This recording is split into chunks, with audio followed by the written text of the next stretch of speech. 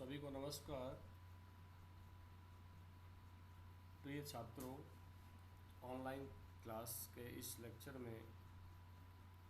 जिस टॉपिक पर आज हम चर्चा करने वाले हैं उसका नाम है भारत की विदेशी निवेश नीति, foreign investment policy in India. पिछले लेक्चर में हमने चर्चा कर रहे थे कि विदेशी पूंजी क्या है, उसके प्रकार कौन से हैं, अर्थ क्या है, उसका महत्व क्या है, किसी भी देश के आर्थिक विकास के लिए उसकी क्या भूमिका होती है। क्योंकि भारत एक विकासशील राष्ट्र है और यहाँ विदेशी पूंजी का बहुत बड़ा महत्व है, तो ऐसी स्थिति में यहाँ की औद्योगिक एवं आर्थिक नीतियों के निर्माण करते वक्त इस बात को बहुत महत्व दिया जाता है कि विदेशी पूंजी को अधिक से अधिक कैसे आकर्षित किया जाए, विदेशी पूंजी को अधिक से अधिक कैसे देश में आने की अनुमति दी जाए, ताकि औद्योगिक विकास के साथ साथ रोजगार के साथ साथ उत्पादन भी बढ़े, लोगों का जीवन स्तर सुधरे और देश का सर्वांगीण आर्थिक विकास तेजी से हो। चूँकि विदेशी निवेश की नीति किसी भी देश के आर्थिक नीतियों का एक पार्ट होती है, इसका बहुत महत्वपूर्ण स्थान होता है और भारत में 1951 से ही जब से नियोजन काल शुरू हुआ तभी से विदेशी निवेश नीति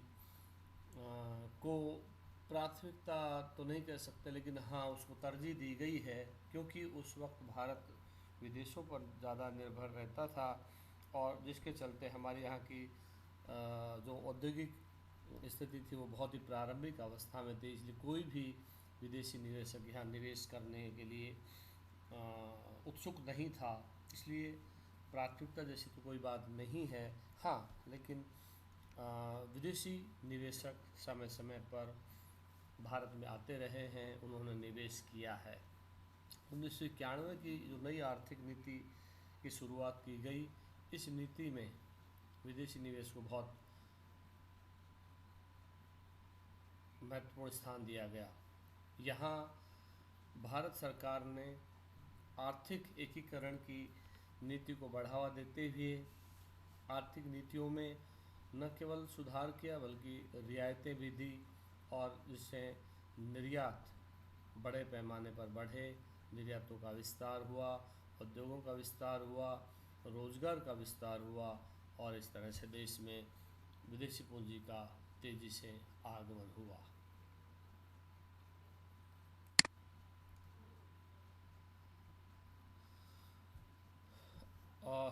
भारतीय कंपनियों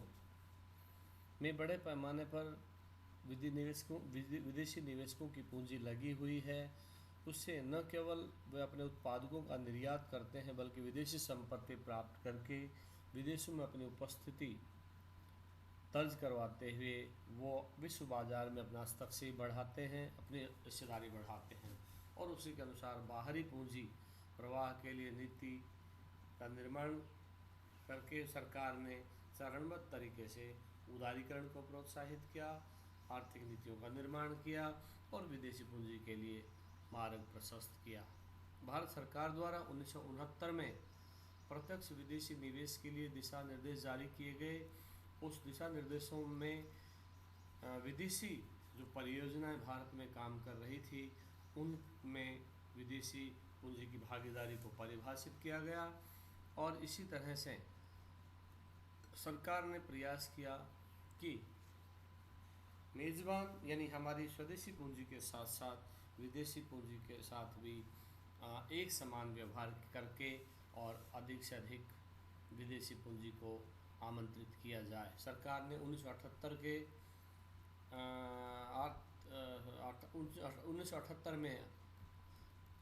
आर्थिक सुधारों के नाम पर कुछ और नए उपायों की घोषणा की और इसमें वाणिज्य मंत्रालय द्वारा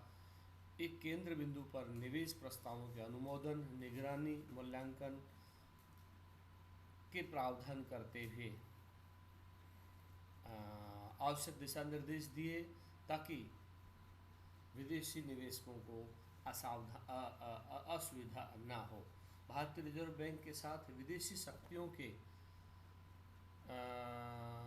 यानी विदेशी पूंजी के लिए आवश्यक दिशा निर्देश भी जारी किए गए और इस दिशा में सरकार के द्वारा समय समय पर अलग अलग संशोधित नीतियों के द्वारा पहल की गई। भारतीय विदेश नीति को पहली बार यानी विदेश निवेश नीति को पहली बार 1992 में, जैसा मैंने पूर्व में भी चर्चा करी थी, उदार बनाया गया और इसी विदेशी निवेशों के लिए जो ऑटोमेटेड रूट है, जिसको स्वचालित मार्ग कहा है, वो शुरू किया गया, जिसमें किसी भी तरह की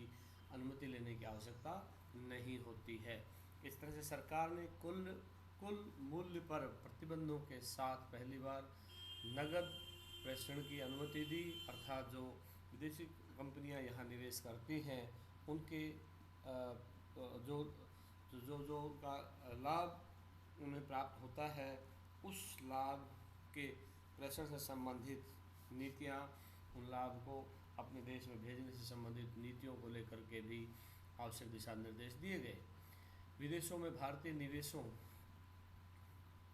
को बढ़ावा देने के लिए भी सरकार ने वहाँ के उद्योगों का, वहाँ के बाज़ारों का सर्वे करवा करके वहाँ तक पहुँच सुनिश्चित की और उसके साथ साथ विदेशी पूंजी के साथ साथ प्रौद्योगिकी तक भी अपनी पहुँच सुनिश्चित की, ताकि अधिक से अधिक प्रौद्योगिकी को ला करके देश में निर्यातों को बढ़ावा दिया जा सके, आयातों को कम किया जा सके। और इस तरह से सरकार ने प्रयास किया कि 1995 में इन नीतियों में और अधिक सुधार करते हुए और अधिक इन्हें व्यवस्थित करते हुए नए दिशा निर्देश जारी किए गए और इस दिशा निर्देशों के तहत विदेशी निवेश स्वीकृति को एकल खिड़की माध्यम से अनुमति दी गई, जिसमें किसी भी विदेशी निवेशक को अनावश्यक रूप से निवेश संबंधी जो आवश्यक शर्तें हैं उनको पूरा करने में परेशानी का सामना नहीं करना पड़े। इसके अलावा सरकार द्वारा दिशा निर्देशों के साथ साथ उन बातों को भी यहाँ शामिल किया गया जिनसे विदेशी निवेश को पारदर्शिता के आधार पर सुनिश्चित किया जाता है। यानी वैश्विक नेटवर्क तक पहुँचने के लिए भारतीय उद्योग में व्यापार के लिए एक ढांचा खड़ा करने की दिशा में भी सरकार ने विशेष प्रयास किए और साथ ही वाणिज्यिक हितों को पूरा करने के लिए व्यापार एवं निवेश के प्रवाह, देश के भुगतान की बाध्यता के वृहद और आर्थिक संतुलन के अनुरूप बनाने के लिए भी सरकार ने दिशा निर्देश जारी किए। प्रौद्योगिकी सोर्सिंग यानी टेक्नोलॉजी सोर्सिंग अर्थात संसाधनों के लिए भारतीय व्यापार को उदार बनाने की दिशा में भी बाज़ार मांग को क्रिएट करने का प्रयास किया गया। बाज़ार मांग कैसे अधिक से अधिक हो, इसकी दिशा में प्रयास किए गए। सरकार के दृष्टिकोण में एक महत्वपूर्ण बदलाव ये भी किया गया कि इन विदेशी निवेशकों पर एक नियामक और नियंत्रणकारी एक व्यवस्था कैसे स्थापित की जाए, इसके लिए भी नीति में प्रावधान किए गए। विदेशों में भारत की छवि को, ताकि अधिक से अधिक निवेशक भारत में आ सकें, इसके लिए भारत सरकार ने भारतीय उद्योगों को आत्मनियमन और सामूहिक प्रयास की भावना को बढ़ावा देने पर जोर दिया। इसके बाद सरकार ने सन 2000 में फेमा की शुरुआत की, जिसको विदेशी मुद्रा प्रबंधन अधिनियम कहा जाता है। इस अधिनियम के तहत विदेशी मुद्रा विशेष रूप से विदेश में निवेश से संबंधित उन लोगों पर ज़्यादा ध्यान देती है जो इस मुद्रा के प्रवाह से जुड़े हुए हैं। इसका मुख्य उद्देश्य था बाहरी व्यापार और भुगतान की सुविधा के साथ साथ भारत में विदेशी मुद्रा बाजार के रखरखाव और उसके प्रबंधन को बढ़ावा देना। इस तरह से सरकार ने यह प्रयास किया कि आर्थिक उदारीकरण की नीतियाँ जारी रहें और साथ ही देश में अधिक से अधिक विदेशी पूंजी कैसे आ सके इस दिशा में प्रयास किए जाए। सरकार ने इसी श्रृंखला में आगे सन 2005-6 में भी कुछ और नीतिगत बदलाव किए आर्थिक नीतियों में, और इन बदलावों के तहत सरकार ने ये कहा कि भारतीय निकाय गारंटी के किसी भी प्रकार की वो पेशकश कर सकते हैं, अर्थात कॉरपोरेट या व्यक्तिगत, प्राथमिक या संपार्श्विक या गारंटी द्वारा प्रवर्तक कंपनी या समूह कंपनी द्वारा गारंटी, इस तरह की कंपनियों के लिए ये तय किया गया कि गारंटी के सभी रूपों सहित सभी वित्तीय प्रतिबद्धताओं और विदेशी निवेश के लिए समग्र निर्धारित सीमा के भीतर निबल निवेश के 300% तक निवेश की अनुमति जारी रखी जाए। साथ ही कोई गारंटी नहीं है ओपन एंडेड, यानी गारंटी की राशि को पूर्वोक्त रूप से निर्धारित करते हुए पुरानी नीति को जारी रखा गया। साथ ही विनिवेश पर भी ध्यान दिया गया, डिसइन्वेस्टमेंट पर, ताकि कुछ कंपनियां ऐसी हैं जो भारत सरकार पर एक तरह से वित्तीय और प्रबंधकीय अकुशलता के कारण जो बोझ बनी हुई रहती हैं, उनके डिसइन्वेस्टमेंट के लिए भी इसमें प्रयास किए गए। इसमें ये कहा गया कि आरबीआई की पूर्व स्वीकृति के बिना विनिवेश करने की अनुमति निम्नलिखित श्रेणियों में दी जाती है। यानी ऐसे मामलों में जहां जेवी और या डब्ल्यूओएस विदेशी स्टॉक एक्सचेंज में सूचीबद्ध हों, वो बिना स्वीकृति के निवेश कर सकते हैं, या जहां भारतीय प्रमोटर कंपनी भारत में स्टॉक एक्सचेंज में सूचीबद्ध है और उसकी कुल संपत्ति 100 करोड़ तक है, उनको भी इसमें अनुमति दी गई। इस तरह से ये कहा गया कि भारतीय आर्थिक नीतियों में भारत के भारतीय निवेश नीति को प्राथमिकता दी गई, विदेशी पूंजी की को तरजीह दी गई, और इस आधार पर ये कहा गया कि देश समग्र रूप से औद्योगिक विकास की तरफ तभी बढ़ सकेगा जब सरकार इस तरह की प्रो फॉरेन कैपिटल पॉलिसीज़ को बढ़ावा दे। भारत में विदेशी पूंजी का प्रभाव की जहाँ तक बात है, इसमें ये कहा गया कि इससे 3 बुनियादी लाभ होते हैं। पहला होता है सस्ती जनशक्ति की उपलब्धता, दूसरा होता है विशाल घरेलू बाजार का अस्तित्व, और तीसरा होता है इनपुट की आसान उपलब्धता और कम लागत। यानी ये 3 बुनियादी लाभ विदेशी पूंजी किसी भी देश को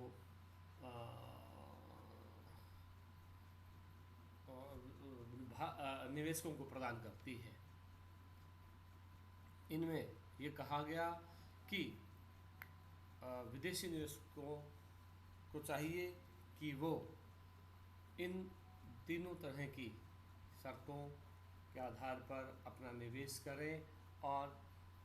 ये प्रयास करें कि देश में उपलब्ध संसाधनों का बेहतर इस्तेमाल कैसा हो।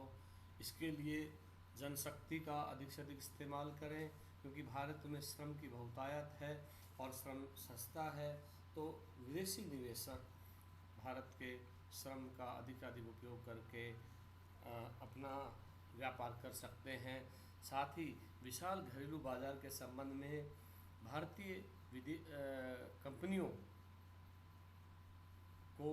प्रतियोगी बाजार में खड़ा करने के लिए आवश्यक था कि उनके लिए कठोर और आवश्यक निर्णय लिए जाएं, ताकि वे प्रबंधकीय और वित्तीय कुशलता के साथ कार्य कर सकें। इनपुट्स के संबंध में कहा गया कि भारत ऐसे इनपुट लाभ की पेशकश कर सकता है ताकि विदेशी कंपनियों द्वारा उनके प्रति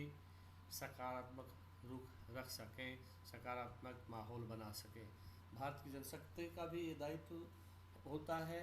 कि वो विदेशी निवेशकों द्वारा लाई गई प्रबंधकीय कुशलता और प्रौद्योगिकी कौशल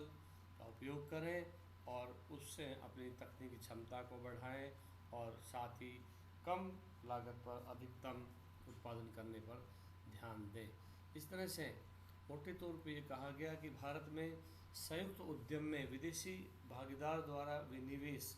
वर्तमान में सरकार द्वारा अत्यधिक प्रतिबंधात्मक नियंत्रण के अधीन है। आवश्यक अनुमोदन और बोझिल तथा समय लेने वाले ऐसे निर्णय विदेशी निवेशकों के लिए नहीं किए जाएं। और साथ ही ये कहा गया कि आरबीआई के साथ साथ अन्य जो नियामक एजेंसीज हैं उनको भी इस बारे में आवश्यक दिशा निर्देश दिए जाएं। भारतीय निवेशकों के साथ विदेशी निवेशकों का तारतम्य बिठाने के लिए ये व्यवस्था की गई कि दोनों को अपनी अपनी क्षमताओं और दोनों की सीमाओं के आधार पर कार्य करने की अनुमति दी जाए। इस तरह से देश में जो बुनियादी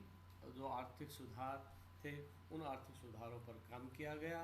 और उसमें इस बात का प्रयास किया गया कि विदेशी पूंजी के साथ साथ विदेशी इक्विटी लाने वाले विदेशी निवेशकों को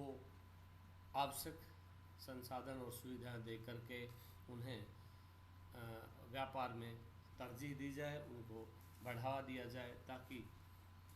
देश का आर्थिक विकास हो सके, लोगों को रोजगार मिले, निर्यात बढ़े, उत्पादन बढ़े। साथ ही कुछ अन्य नीतिगत फैसले भी किए गए जिनसे भारत में कुछ कानून कमज़ोर थे, उनका कानूनों को रिप्लेस किया गया, चाहे वो प्रॉपर्टी राइट्स से संबंधित हों, बौद्धिक इंटेलेक्चुअल प्रॉपर्टी राइट्स, या फिर वो चाहे लेबर रिफॉर्म से संबंधित हों और चाहे वो करप्शन से संबंधित हो। इस तरह से ये प्रयास किया गया कि देश में निवेश का अनुकूल माहौल बनाया जाए। इस बारे में कुछ आवश्यक सुझाव की जहाँ तक बात है उसमें ये कहा गया कि देश में बुनियादी ढांचा और अधिक मजबूत किया जाए ताकि जो आने वाले निवेशक हैं, विदेशी निवेशक हैं, उनको परिवहन, संचार, ऊर्जा जैसे क्षेत्रों में भी उनको बढ़ावा दिया जाए ताकि आधारभूत ढांचा उनकी मदद से और अधिक मजबूत बन सके। साथ ही देश में शिक्षा में सुधार हो, शिक्षा का पुनर्गठन हो और प्राथमिक शिक्षा पर बहुत अधिक जोर दिया जाए ताकि शैक्षिक नींव को और मजबूत किया जा सके। देश में गुणवत्तापूर्ण मानकों को तरजीह देते हुए ये भी कहा गया कि क्वालिटी से किसी भी तरह का समझौता नहीं किया जाए। साथ ही जो पुराने औद्योगिक और श्रम कानून थे उन कानूनों को रिप्लेस करने के लिए भी आवश्यक बदलाव करने की बात की जा सकती है। विश्व अर्थव्यवस्था में भारतीय अर्थव्यवस्था के बढ़ते प्रभाव को दृष्टिगत रखते हुए आवश्यक है कि नीतियों में निरंतर सुधार किया जाए और साथ ही विदेशी पूंजी के साथ आने वाले प्रबंध के कौशल और तकनीकी कुशलता को खुले हाथों से ओपन हार्टली यानी खुले दिमाग से उसका स्वागत किया जाए और इस तरह से ये प्रयास किया जाए कि भारत आने वाले समय में विदेशी निवेश के लिए एक हब बन सके। इस तरह से विदेशी निवेश पर या विदेशी कैपिटल पर हमारी ये लेक्चर की श्रृंखला यही समाप्त होती है। अब हम अगला टॉपिक लेंगे। आज के लिए इतना ही। बहुत बहुत धन्यवाद।